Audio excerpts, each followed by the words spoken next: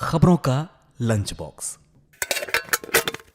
नमस्कार, आदाब, सत श्री अकाल। रेडियो मनी 9 पर आपका बहुत बहुत स्वागत है। मैं हूं आपके साथ अभिषेक गुप्ता और आप सुन रहे हैं खबरों का लंच बॉक्स। विस्तारा के बाद अब कौन सी एयरलाइन फंसी विवाद में? कितनी बढ़ गई देश में बिजली की खपत? एक साल में कितना बढ़ गया रेसिडेंशियल प्रॉपर्टी में निवेश? बताएंगे आपको।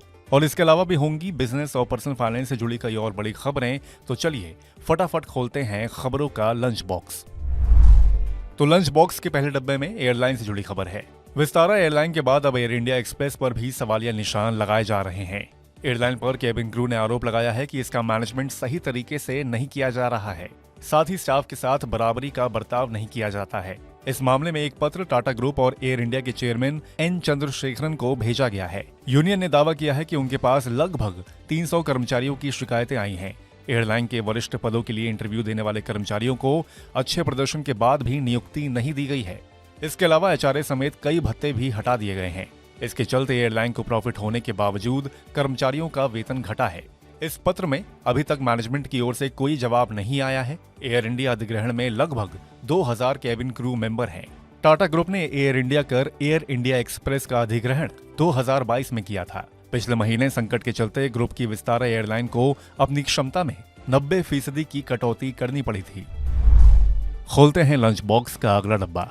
देश में जीएसटी कलेक्शन में रिकॉर्ड तेजी देखने को मिली है। वित्त मंत्रालय की ओर से जारी आंकड़ों के मुताबिक अप्रैल 2024 में ग्रॉस जीएसटी कलेक्शन 2,10,000 करोड़ रुपए के रिकॉर्ड स्तर पर पहुंच गया है।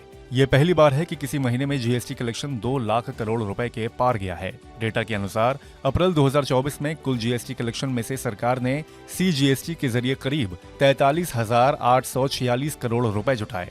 वहीं एसजीएसटी के जरिए 53,538 करोड़ रुपए और इंटीग्रेटेड जीएसटी से 99,623 करोड़ रुपए हासिल किए हैं, जिसमें इंपोर्टेड गुड्स पर लगाए गए टैक्स के 37,826 करोड़ रुपए भी शामिल हैं। इससे पहले मार्च में 1,78,000 करोड़ रुपए का जीएसटी कलेक्शन हुआ था।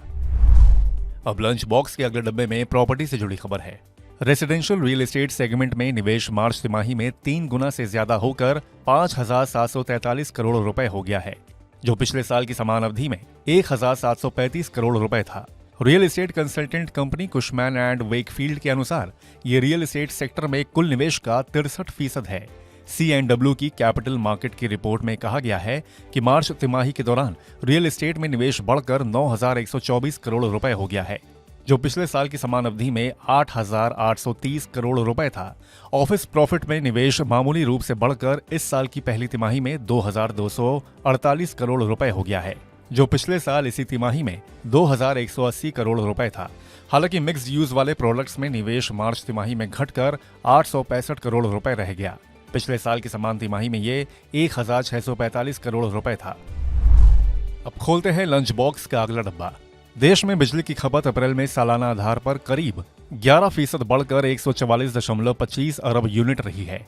मुख्य रूप से तापमान बढ़ने से बिजली खपत बढ़ी है। सरकारी आंकड़ों से यह जानकारी मिली है।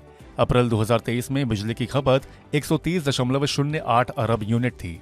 एक दिन में बिजली की अधिकतम मांग भी अप्रैल 2024 में बढ़कर 224.18 गीगावाट हो गई है, जबकि अप्रैल 2023 में ये 215.88 गीगावाट थी।